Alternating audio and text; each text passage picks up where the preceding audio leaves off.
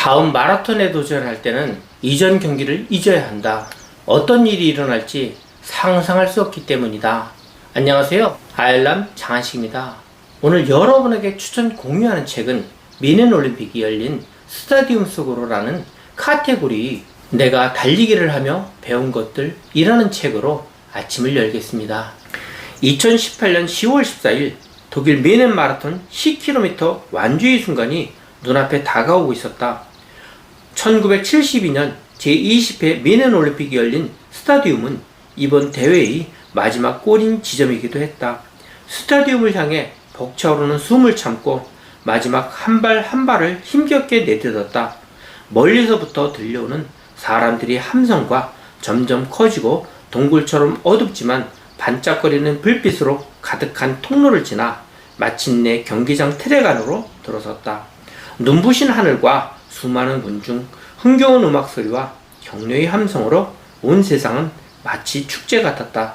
나는 국가대표 마라톤 선수라도 된 듯 트랙을 돌았다. 이보다 멋진 순간이 또 있을까? 이렇게 나는 독일에서 첫 번째 완주를 마칠 수 있었다. 54분 6초의 기록. 가슴이 벅차올랐다. 독일에 오자마자 연습도 제대로 못한 채 참가한 대회였다. 10km는커녕 5km도 뛸 수 있을지 의문이었다. 마지막까지 경기를 제대로 끝낼 수 있을까 하는 두려움, 숨이 끊어질 듯 고통스러운 순간을 참고 달렸다. 갈수록 1km가 너무도 길게 느껴졌다. 드디어 꼴이 난 순간 고통과 두려움은 순식간에 사라졌다. 머릿속 복잡했던 생각들도 그 순간만큼은 말끔히 사라졌다. 그리고 15분 정도가 흘렀을까? 스타디움으로 들어오는 아내의 모습이 보이기 시작했다. 아내와 나는 이번 대회에 함께 참가했다.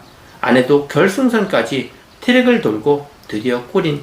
우리는 함께 완주를 마쳤다. 기쁨은 2배가 되었고 반가운 마음에 나는 아내를 만나기 위해 달려갔다. 그런데 그때 갑자기 아내가 중심을 잃고 쓰러지듯 주저앉고 말았다. 1983년부터 시작된 미넨 마라톤의 특징은 미넨 올림픽이 마라톤 코스를 그대로 따른다는 것이다. 42.195km 마라톤과 21.0975km 하프 마라톤, 내가 참가한 10km 마라톤 코스 등이 있고 2018년에는 4,550명이 넘는 사람들이 참가한 어느 정도 규모 있는 대회다.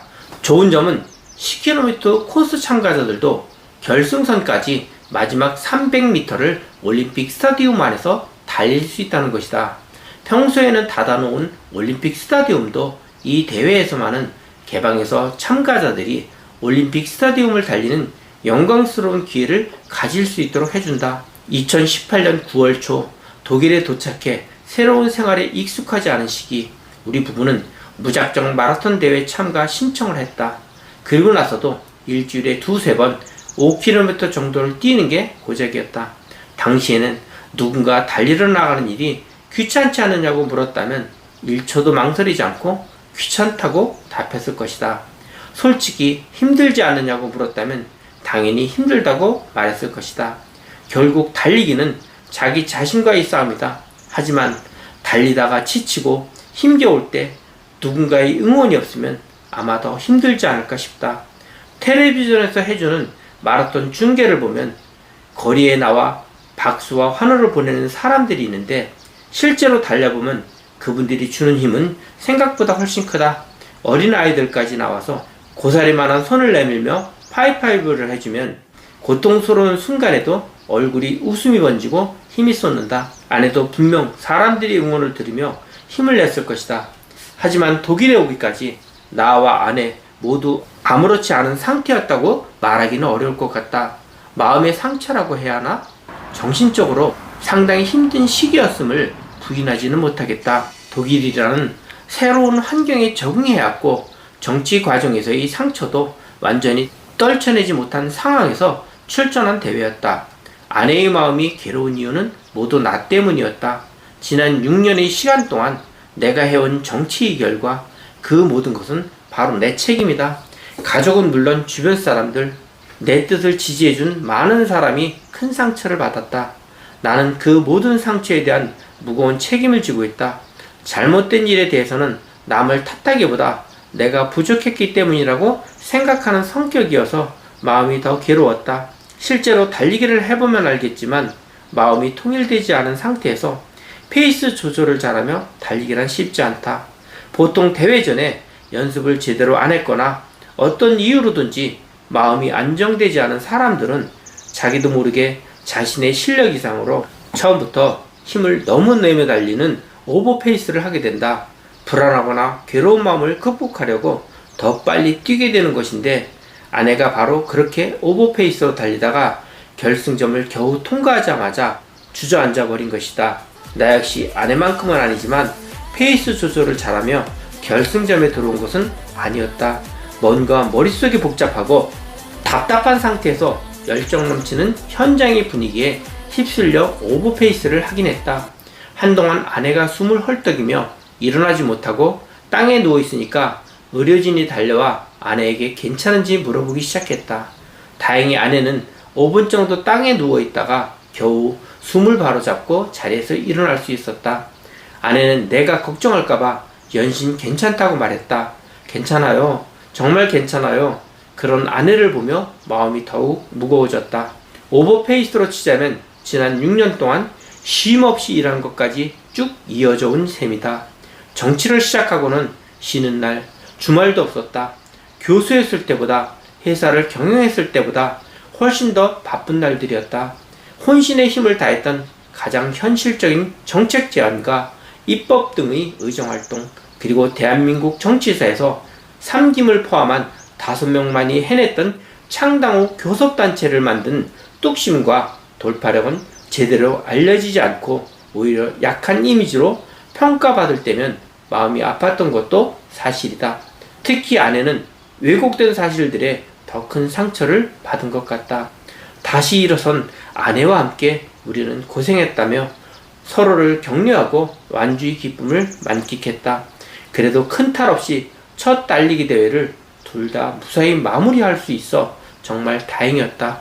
그리고 둘 다 달리기를 시작하기 전보다 마음이 한결 가벼워진 것을 느꼈다. 내가 사는 도시에서 열린 마라톤 대회에 그냥 한번 참여해서 속도 조절도 제대로 못한 채 내 달리기만 했지만 신기하게도 마음의 상처가 아무는 느낌이었다. 달리기를 하면 괴로움을 잊을 수 있고 마음의 상처가 회복되는 것 같다. 어려움을 극복할 수 있는 마음으로 만들어준다고 해야 하나? 몸과 마음이 함께 건강해지는 것을 직접 경험하고 있는 중이다. 만일 내가 달리기를 하지 않았다면 이 시간을 견디기 어려웠을 것 같다. 이때부터 나는 달리기를 하며 마음속 상처를 치유하는 것은 물론 인생에 대한 깨달음도 하나씩 깨우쳐가고 있다. 독일 철학자 니체는 가능한 한 앉아서 지내지 말라고 자연 속에서 자유롭게 몸을 움직이면서 얻은 게 아니라면 어떤 사상도 믿지 말라고 말하지 않았던가? 나는 달리기를 하며 몸과 마음, 정신력이 한층 단단해지고 이전보다 풍요로운 삶을 살고 있다. 내가 책을 써서 달리기를 권하지 않을 수 없는 이유가 바로 여기에 있다. 달리기 진정한 즐거움과 의미를 통해 삶이 풍요로움을 많은 사람과 함께하고 싶은 마음이 절로 들기 때문이다. 강렬하고 가슴 뭉클한 기억을 남긴 미넨 마라톤 덕분에 나는 새로운 세계의 문을 하나 연 것 같았다. 내가 달리기를 하며 배운 것들 중에서 1936년 베를린 올림픽에서 한국인 최초로 금메달을 목에 건 전설적인 마라톤 손기정 선수가 있었습니다. 아쉬운 것은 태극마크가 아닌 일장기를 달고 올림픽에 출전할 수밖에 없었던 일제 강점기였기 때문입니다. 오늘 여러분의 하루는 42.195km를 달성했을 때의 영광과 기쁨으로 최고의 하루를 즐기시는 기쁨의 날이 되시길 바랍니다. 감사합니다.